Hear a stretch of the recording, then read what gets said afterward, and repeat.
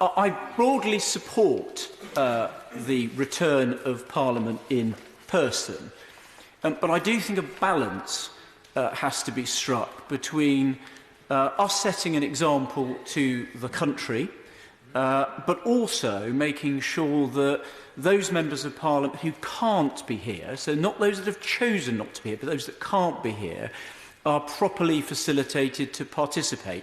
And I don't agree with my colleagues that think this debate is self-indulgent. And the reason I don't think that is because we do set an example, and there will be workplaces across the country in the coming days and weeks and months where decisions will have to be taken by employers about how to deal with members of staff who are shielding, have caring responsibilities or childcare responsibilities, and how they are to be enabled to continue at work. And our job as parliamentarians is to do the right thing and to set that example for the country. So let me just deal with several of the issues that have come up in the debate. On those members that are shielding themselves because they are vulnerable, I welcome the motions that the House passed last week that the leader tabled, enabling them to participate virtually in scrutiny procedures and to vote by proxy. I would like him to go further, and he did give a little hint of that. I don't see why they can't participate in legislative procedures. Now, I accept it may be too complicated and simply not possible to enable them to do interventions, and they may have to accept that their participation isn't quite as it would be if they were here. But I do think it's important they're at least able to speak in a debate and speak on behalf of their constituents, and I hope the leader can take that away and can bring forward some motions before the House in good order. I also agree with what the Right Honourable Member for Orkney and Shetland said about those with caring responsibilities, and the leader is quite right. I looked at the guidance in some detail. Those caring for those who are shielding do not themselves have to shield, but I have to say, if a member of my family was facing the prospect, if they got Covid, they would face a very high risk of death or serious consequence, I don't think I would want to take the chance of coming here.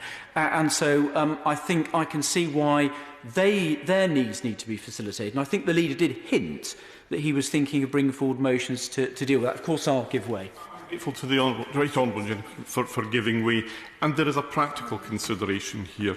Many of those who care or have a member of their immediate family who is vulnerable will find that they don't have the access to the carers because the carers are not able to come anymore, and therefore the caring duty falls automatically onto them. Well, I'm very pleased that the Right Honourable Gentleman made that point, because I acknowledge it and I believe it's true, but it also leads on to my next point, which is about childcare. Now, normally, I think members of Parliament need to be a bit careful when they complain about childcare in normal circumstances. Compared to most of our constituents, we're very well paid. We're in the top 5% of income earners. And I do think sometimes when I hear members of Parliament complaining about the difficulties of balancing working here with childcare, I accept there are difficulties, but I do think some of our constituents who have to manage working and childcare on considerably less generous salaries than we do probably think that those complaints are a little self-indulgent. However, at the moment, it is difficult for people to get paid childcare.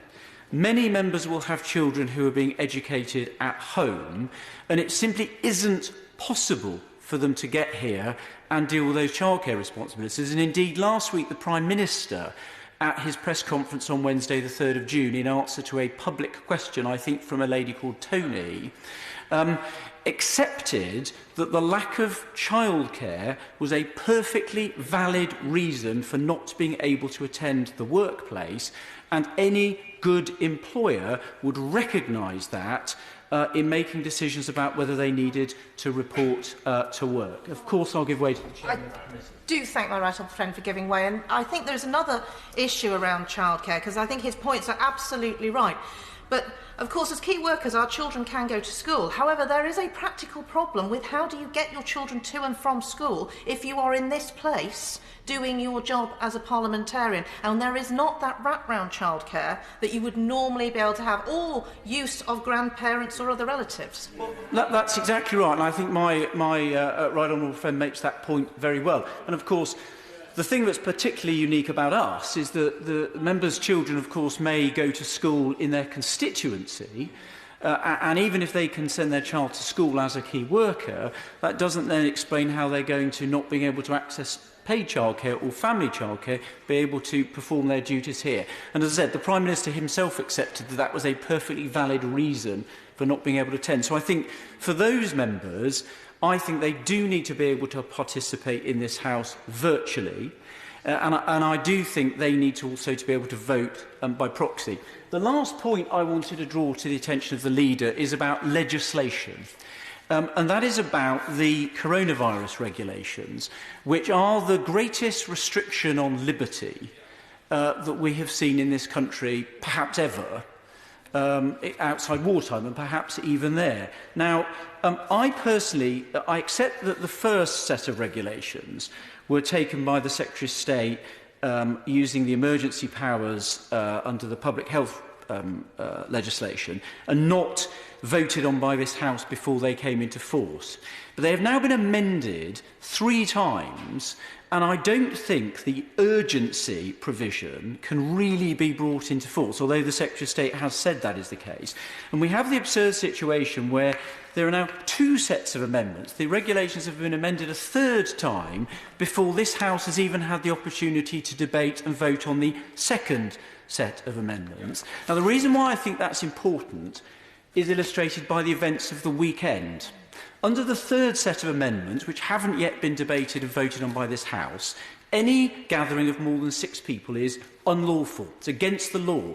So every single person that attended one of those demonstrations at the weekend was committing a criminal offence. Now, the reason why it's important about the debate in this House is I suspect many of those people were not aware of the fact they were committing a criminal offence. And this House has not had the opportunity to decide whether restrictions on protest is acceptable. I won't, because I only have 30 seconds left. Whether the restrictions on protest are a proportionate mechanism for dealing with the coronavirus. So what I would say to the Leader is, can he make sure that these 2 sets of regulations are debated and voted on by this House at the earliest possible opportunity? And could I also suggest that when the Secretary of State, if he is making any further amendments, doesn't use the power to do so without this House having had the opportunity to take that decision itself?